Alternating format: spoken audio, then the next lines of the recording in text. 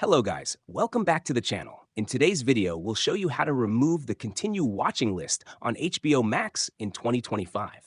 If you want to clear up your profile or just reset the list, follow these simple steps. Step 1. Open HBO Max.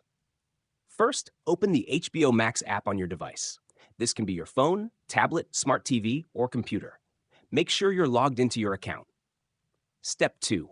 Go to your profile. Navigate to your profile icon in the top right corner or wherever it's located on your device and click on it. Step 3. Access the Continue Watching section. Scroll down or navigate to the Continue Watching section. This is where the content you've partially watched is listed. Step 4. Remove a title. Hover over or tap on the title you want to remove from the list.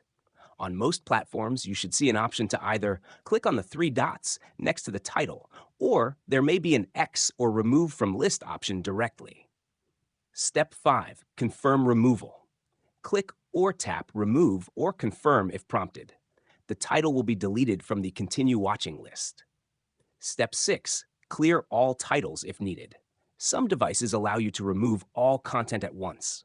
Look for a Clear All option in the settings or on the list itself if you want to clear everything.